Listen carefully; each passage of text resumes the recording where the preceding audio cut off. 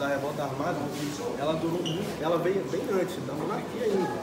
Porque a Marinha, o Exército ainda tinha essa rixa interna. Então durou muito tempo já. Só que só eclodiu por causa dessa guerra. Né? Mas aí parou mesmo em 96. Aqui a gente retrata aqui, 94, mas só parou em 96 quando teve ali a assinatura, então a gente conta como assinatura, né? Aqui é porque acabou a guerra. Tá? Então, como eu falei aqui, né, eu já englobei uma coisa na outra. Né? Aqui a gente tem a Guerra de Canudos, né? Uma parte aí que o Exército mesmo em nota não se orgulha muito dessa guerra, né? Não tem envolvido muitos inocentes, né? Então, passar rápido aqui que é uma história muito longa, né? Canudos era um sertão da Bahia, tá? É um povoado bem pobre, onde somente quem vivia aqui eram trabalhadores das grandes fazendas que tinham ao redor de Canudos, tá? Então, a população ali bem pobre, né? Trabalhava, né, nessas fazendas e a única moradia que eles tinham era em Canudos, tá bom? Foi quando, né, um peregrino chamado Antônio Conselheiro, né, ou religioso, né, para muitos, tá? Chegou nesse sertão, né, chamado Canudos. E ele se intitulava religioso, dizia que ia salvar esse povo. Mas o que ele fazia também? Né? Ele construiu uma igreja, né, em Canudos, né, da forma ali que ele viu que talvez ia incentivar o povo, né, sendo ali um religioso, um líder, mas também fez com que essa população, né, não pagasse os impostos. Né? Ele falava ali que não era certo pagar os impostos, né, para o governo. As pessoas pobres pagar o imposto para o governo. Né? Eles não estavam sendo contribuídos. Tá? E ele também não aceitava a separação do Estado com a igreja, né? Isso aí da monarquia. Então isso para o governo estava contra a República. Então ele era um inimigo ali do Estado, né? Antônio Conselheiro. Então para os fiéis ele era um religioso, queria salvar, né? Só que para o governo, né, ele ia ser alguém ali que estava formando um exército. Né? Então ficava esses dois lados da história, tá? Foi quando, né, o governo teve que tomar uma decisão, né, como esse povo não estava pagando imposto, se tornou a segunda maior cidade da Bahia, né, 25 mil habitantes aproximadamente, tá? Porque ficou muito famoso?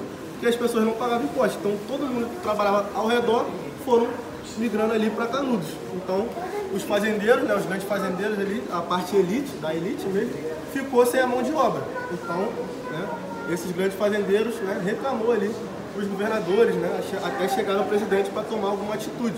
Foi o que ele fez, mandou 3 expedições policiais, as 3 expedições policiais falharam, porque se a gente for levar para hoje em dia, né, Canudos era como se fosse uma favela, né, hoje. Então existiam becos ali, então era muito difícil acesso.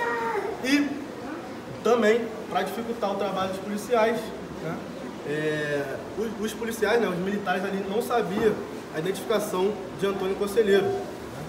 Então, esse povo que já estava se tornando ali fanáticos, né, se falava ali, quando era preso, né, falava que ele era o próprio Antônio Conselheiro. Né?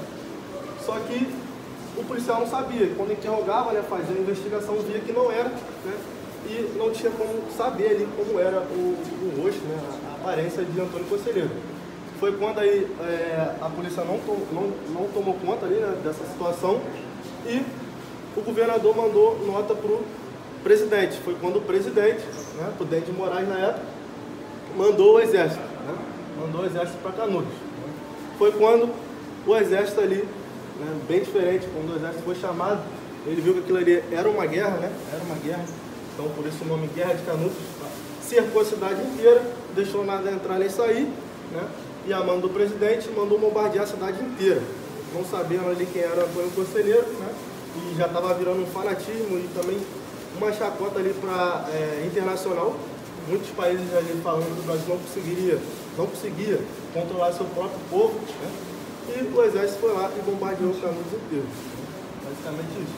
Acabou ali o Canudos. Depois que a gente representa aqui essa cruz de quantos mortos? 90%. Não sei o certo. Mas tinha 25 mil aproximadamente.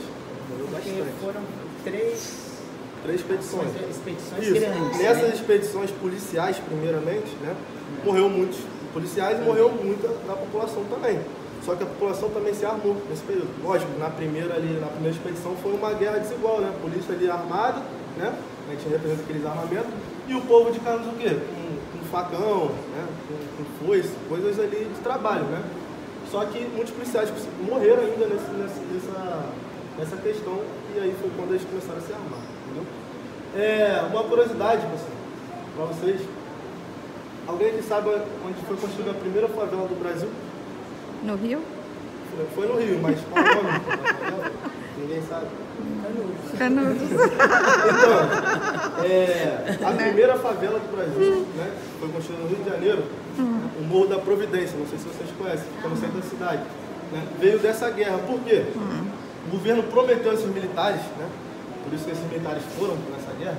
Antigamente os militares não tinham uma vila militar, né, então ele prometeu construir uma vila militar, né, a benefício dos militares, lógico, né, se ganhasse a guerra, se esses militares ganhassem a guerra, ou seja, os militares daqui do Rio de Janeiro.